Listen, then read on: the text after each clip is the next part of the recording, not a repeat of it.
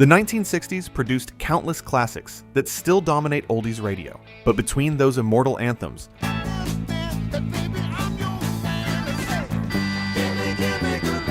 there were songs that only people who actually lived through the music decade truly remember. These tracks dominated transistor radios and school dances. Hold me close, Tracy, never, never, ever. Then vanished almost completely when the calendar flipped to the 70s. Your parents sang along to these. Your grandparents requested them at parties. But somehow, history forgot to preserve them alongside the Beatles and the Stones. These music are 10 songs. Only those who grew up in the 1960s remember. If you recognize them, your childhood music smelled like vinyl and sock hops. 10. A Lover's Concerto. The Toys transformed a minute into pure teenage romance with A Lover's Concerto in 1965. The classical melody became something entirely new when draped in girl group harmonies and lovesick lyrics about gentle breezes and dancing stars. Baby on the hill, the bright colors of the rain. It was sophisticated and innocent simultaneously. The kind of track that made high school slow dances feel like something from a fairy tale. The song climbed to number 2 on the Billboard charts and seemed destined to cement the Toys as major stars. Radio stations played it constantly through autumn of that year. Every teenager knew the words. Every couple claimed it as their song. Then, the Toys faded into obscurity almost overnight. Follow-up singles failed to capture the same magic. The group dissolved before the decade ended. A Lover's Concerto disappeared from regular rotation, surviving only in the memories of those who fell in love while it played. Sometimes the sweetest songs leave the quietest footprints. 9. Kind of a Drag. Chicago's Buckinghams kicked off 1967 with Kind of a Drag, a brass-driven heartbreak anthem that captured the moping despair of young romance gone sour. Kind of a drag when you baby do. The horns punched through the mix, while the vocalist cataloged his misery with theatrical conviction. Being without his girl wasn't just sad, it was a drag, man. Kind of a drag when your baby says goodbye. The track shot to number 1 and announced the Buckinghams as serious contenders in the crowded pop landscape. Radio programmers loved the polished production. Teenagers are connected with emotional directness. Everything pointed towards sustained stardom. The British invasion steamrolled American bands without mercy. The Buckinghams scored a few more minor successes before vanishing beneath the waves of psychedelia and harder rock. Kind of a Drag became a trivia question rather than an enduring classic. Those who remember it can still hear those horns. Everyone else wonders why they've never encountered it. 8. Little Bit of Soul. The music explosion detonated onto radio in 1967 with Little Bit of Soul, a raw garage rocker built on sheer energy rather than sophisticated arrangement. The song demanded nothing except physical response. No deep meanings, no artistic pretensions, just pure.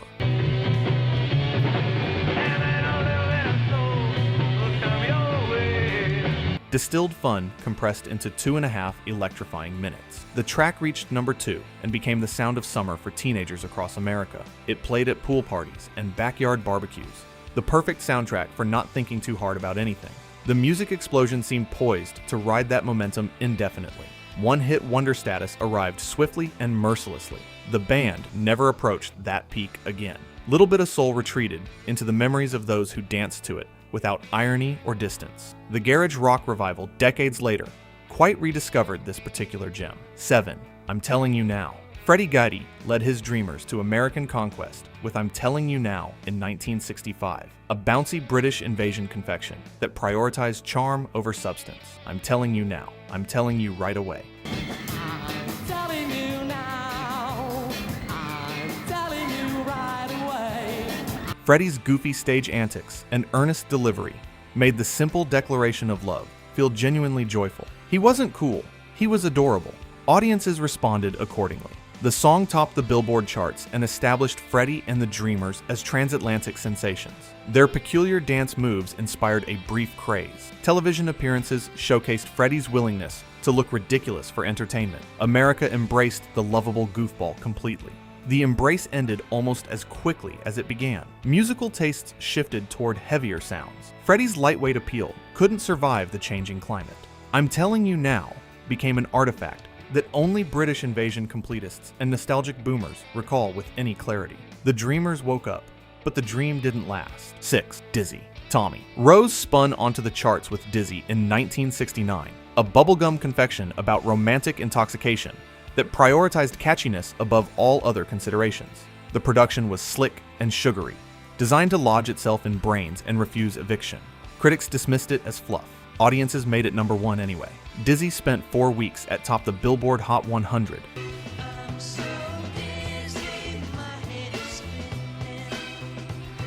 And became one of the year's biggest commercial successes. The song represented everything bubblegum promised and delivered. Instant gratification without nutritional value.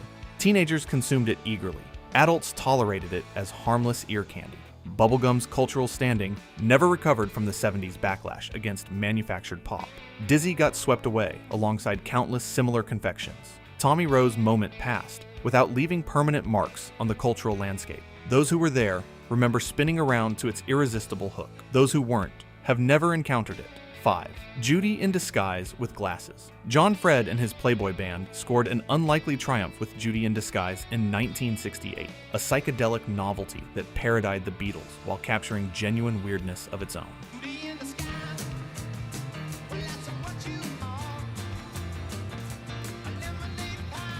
The title played on Lucy in the Sky with Diamonds. The lyrics made approximately no sense whatsoever. Reached number 1, briefly displacing Hello, Goodbye from the Summit. A regional Louisiana act had somehow conquered the pop world with a goofy satire that nobody expected to cross over nationally. The Playboy band suddenly found themselves fielding interview requests and television invitations. Lightning struck precisely once. Follow-up attempts fizzled completely. Fred returned to regional obscurity, while Judy in Disguise slowly evaporated from collective consciousness. The song exists now primarily as evidence that 1968 was strange enough to embrace nearly anything. 4. Tracy. The Cufflinks delivered Tracy in 1969, a studio creation assembled by producer Ron Dante that presented pure pop craftsmanship without any actual band behind it. The song was engineered specifically for radio penetration. Every hook calculated and polished until maximum catchiness was achieved. Authenticity was irrelevant. Results mattered. Tracy climbed to number 9 and received substantial airplay through autumn of that year. Tracy, when I'm with you, something you do bounces me off the sea. The name became synonymous with sweet 60s pop for listeners who encountered it during those months. It sounded like summer ending and school beginning, wistful and energetic simultaneously. The manufactured nature of the Cufflinks meant no touring, no album campaign, no sustained career. Tracy existed in isolation, a perfect pop moment without context or continuation. Those who heard it during its brief window remember exactly how it felt. Everyone else has never stumbled across it. 3. Gimme Gimme. Good Loving Crazy Elephant charged onto radio with Gimme Gimme. Good Loving in 1969. A raucous demand for affection built on relentless energy and zero subtlety.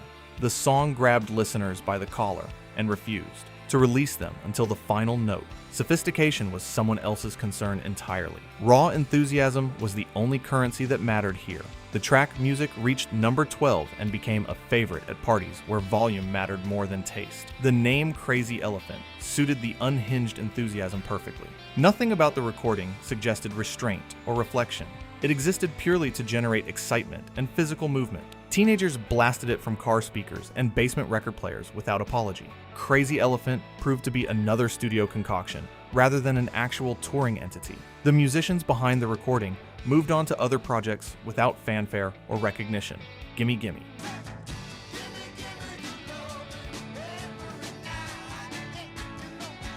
Good Loving retreated into the dusty corners of 60s nostalgia, occasionally surfacing on deep-cut compilations, but never reclaiming mainstream attention it once commanded. Those who remember it recall exactly how it made their bodies move involuntarily. The song demanded response and accepted nothing less than complete physical surrender from anyone within earshot. 2. Get Together. The Young Bloodudes released Get Together in 1967 to complete commercial indifference. The song advocated peace, love, and unity with earnest sincerity that should have connected perfectly with Summer of Love audiences. Instead, it disappeared without impact. Oh, make the angels cry. seemingly destined for the same obscurity that claimed countless similar recordings from that crowded era. Then something unexpected occurred. A 1969 reissue coincided with a radio public service campaign promoting brotherhood and understanding. Stations began playing Get Together alongside their community announcements. The song finally found its moment, climbing to number 52 full years after its initial release, surprised everyone involved. Get Together became an anthem for a generation that had nearly missed it entirely. The young Bloodudes never duplicated that delayed success despite continued effort. The song itself gradually faded from active rotation, remembered primarily by those who experienced its unlikely second chance firsthand. Sometimes the right message simply needs the right timing to find the audience waiting for it all along. 1. Build Me Up Buttercup. The Foundations constructed something magnificent with Build Me Up Buttercup in 1968, a song so perfectly crafted that its subsequent disappearance from regular rotation seems almost criminal. Why do you build me up, buttercup baby, just to let me down?